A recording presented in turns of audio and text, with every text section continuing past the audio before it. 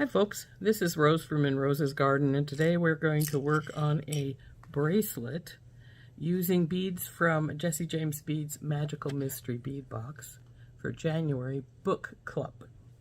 The beads we're going to use are out of the Charlotte's Web mix. So let's get down to the mat and I'll show you what I'm going to do. Okay, we have some Soft Flex medium dark blue lapis beading wire to string this on. We have beads from our Charlotte's Web mix. We have a lobster claw and a jump ring to hook it on, and a larger jump ring for the other side, and 2 crimp tubes to crimp our bracelet together. And we have all our lovely beads here. So what we're going to do is we're going to take a lapis, put it in the middle, 2 of these spacers on either side of it, then these 2 gold teardrops facing this direction, then a daisy spacer for either side of that, a little bicone,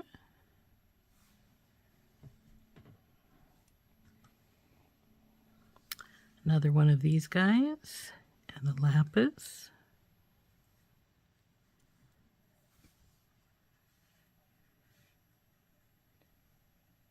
then one of these corrugated spacers,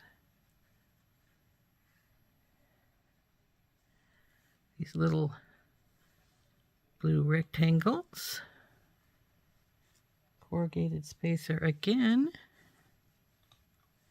lapis,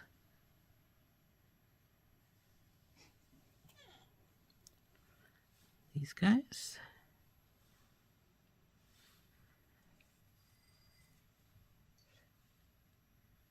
one of these on either side, daisy spacer, another one of these guys, and then the corrugated spacers. Now this may get too long and we won't put on the corrugated spacers, so let's find out. So we're just going to string this up, and I'm going to string it right onto the spool, and we'll just start at one side, and then if it gets too long, we can, when we cut the wire, we can take off the corrugated spacers on this side over here and not put it on this side. So let's just string it up just as I have it sat here.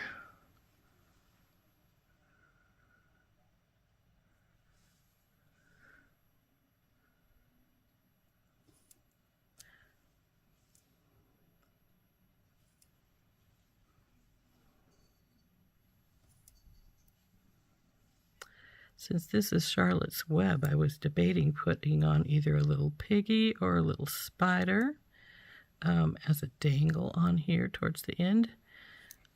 I still might do that. I do have a little piggy and I have spiders, though they're both silver, so they wouldn't match metal-wise.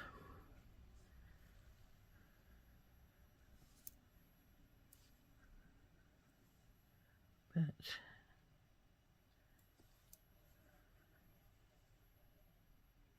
oop, come on, don't drop your pieces.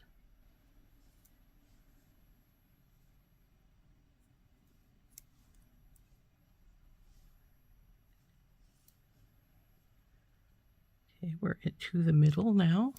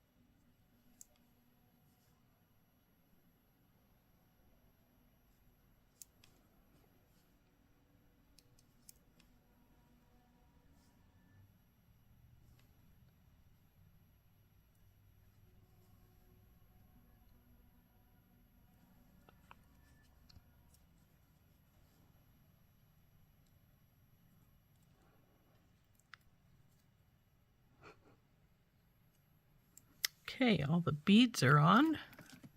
So we'll put a bead stopper on this side and we will measure her out here and see how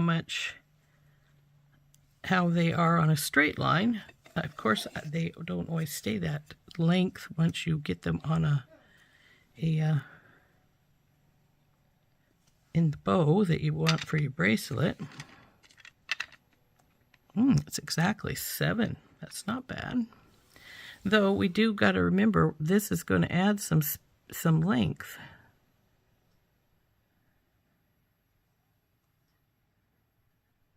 So we don't want it, definitely don't want it any longer than 7, because otherwise by the time that's on it's going to be really long. So let's see how long it actually ends up being.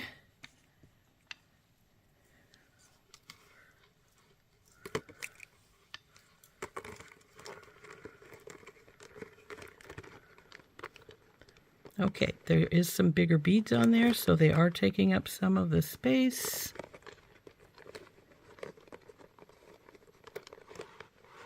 I think we might be just perfect. So let's cut the wire and do the finishing touches on this baby. So I've got our wire cutters out. We'll just cut our wire off right here. That frayed that a little bit. I think I'll get a little bit more off. I don't see any damage on those. I must just not got a good cut on it. So what we want to do first is we need to crimp one or the other side. I'm going to crimp the big jump ring on first.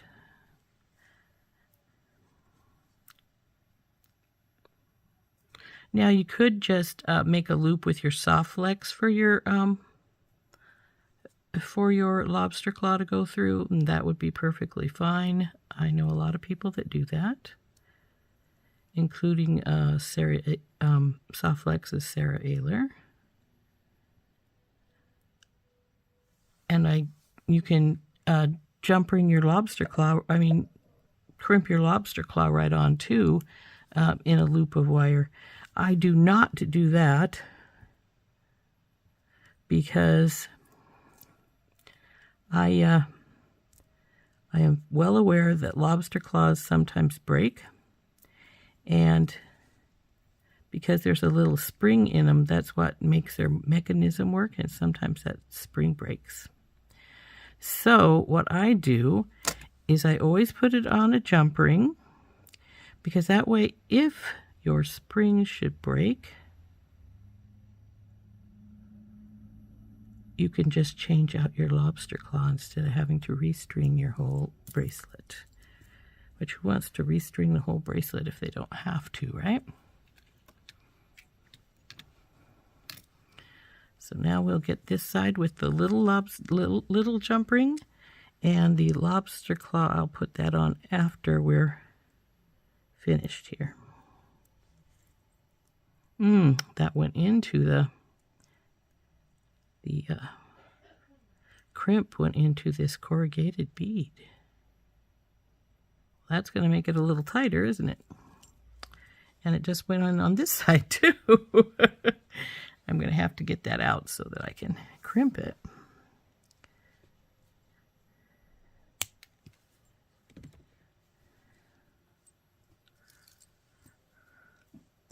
And I will probably put a crimp cover on that unless it's really, really long to keep it from falling in like that.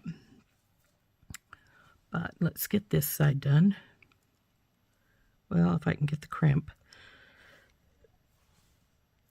You know, I'm going to do something. It's going to require that we entirely restring the bracelet. But I'm going to trade places with this corrugated one and this one right here. And I'm thinking that will keep the crimp tube from falling inside. So let's quickly get that done. So we will just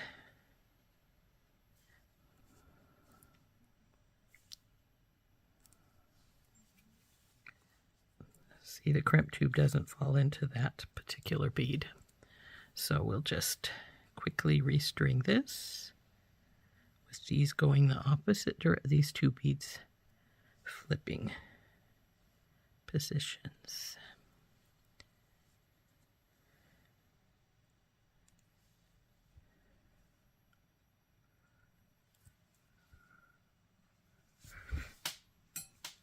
Oops, I'm going to have to go find that.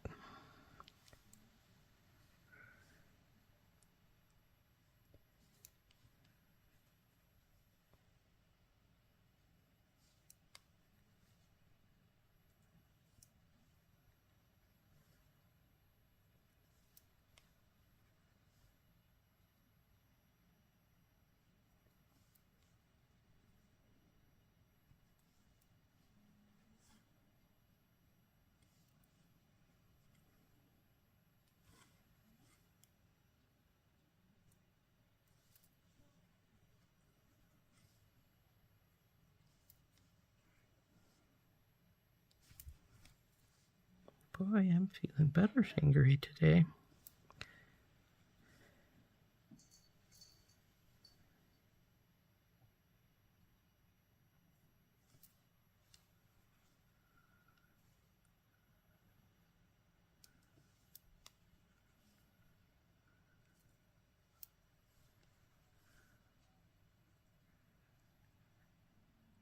Come on.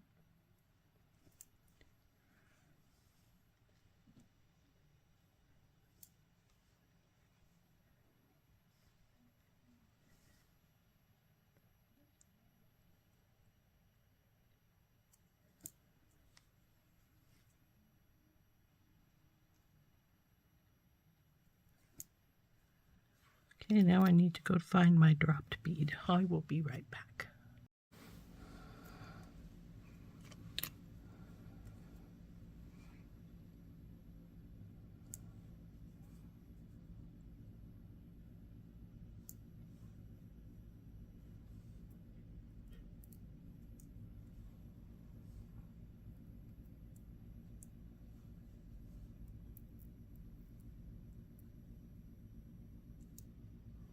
Now that we have that restrung, we will put our crimp tube on this side.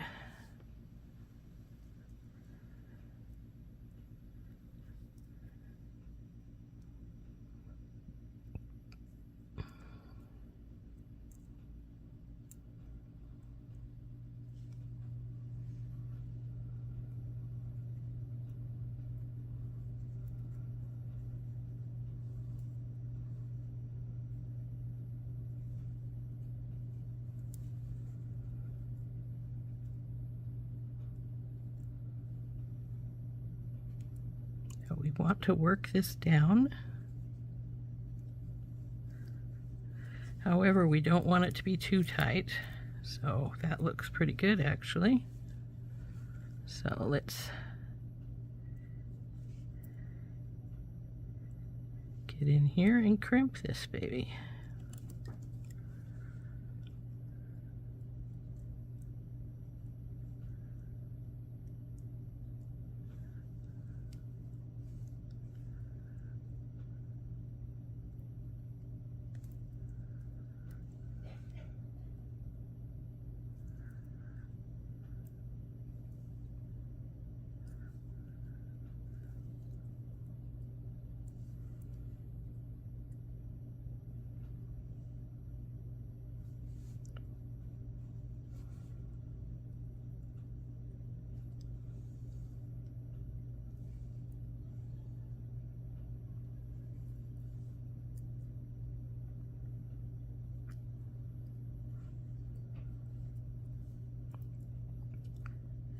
Okay, now we need to cut this excess wire off and put our lobster claw on.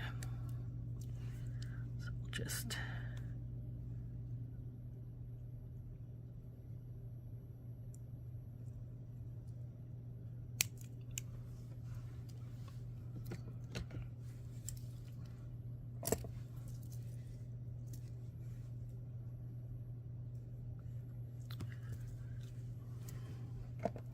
So we'll just open up this smaller of our jump rings here.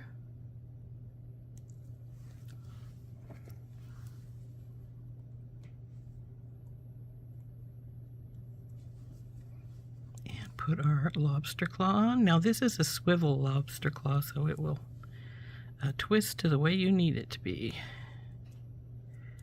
There we go, all tightened up. Now we'll hook our lobster claw onto our jump ring over here. And we'll get our measuring thing out and see how long it ended up being for sure.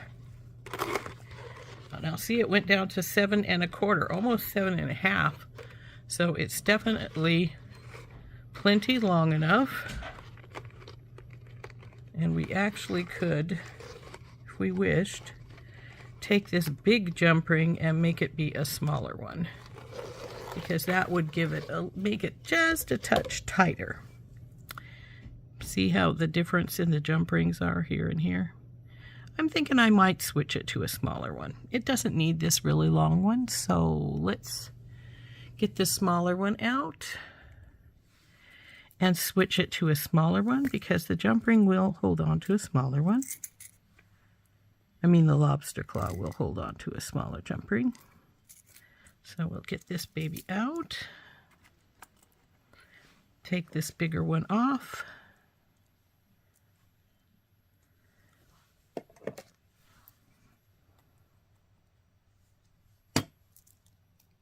set it aside, put this smaller one on.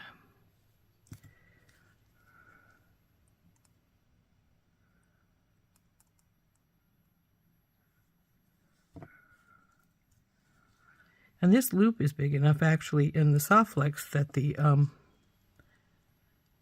crimp, the lobster claw could grab it, but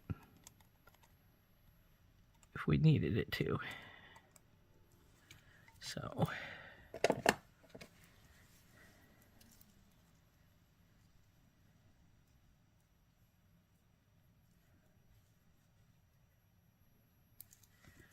let's see how much shorter that becomes by just having that smaller. It's not much smaller, but it is now 7 1/4 instead of 7 1/2. So it does make a difference. And like I said, if you wanted to if you wanted it even tighter, you could just grab that loop of soft flex. It's strong enough to hold a lobster claw. So there's our bracelet using our Charlotte's Web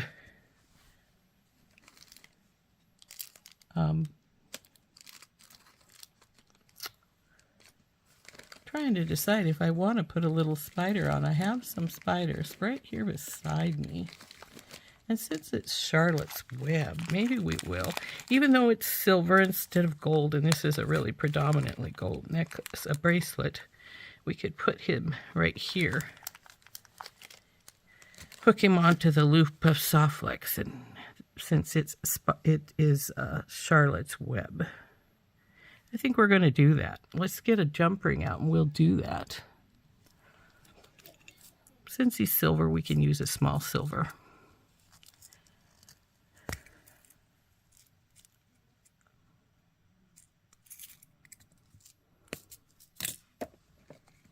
If this wasn't Charlotte's Web, I'd never dream of putting this spider on here. But, hey, Charlotte's Web, it's about a spider.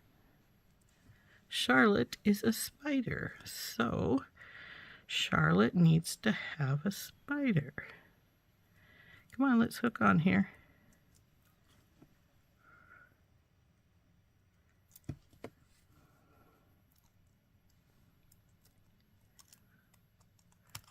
A lot of people are going to think, oh, that's a Halloween bracelet because it has a spider on it. But no, it's Charlotte.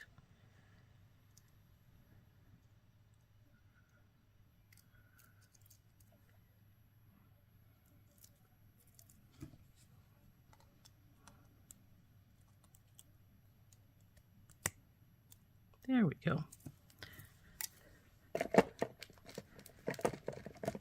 So now our Charlotte's Web spider bracelet has a little spider to represent Charlotte. So anyway, there is our Charlotte's Web bracelet with our little Charlotte on it. And here is the front of it. This, of course, is our focal spot right here. I do like the little Charlotte on there. I think it's cute. And again, we've been using the Charlotte's Web bead mix. And that comes from the Jesse James Beads Magical Mystery Bead Box for January Book Club. You can see all the books that are in here listed. Here's Charlotte's Web right here at the top. So that's our Charlotte's Web bracelet. I hope you enjoyed making this with me. I had fun. This is Rose from Rose's Garden, and we'll see you later. Bye-bye.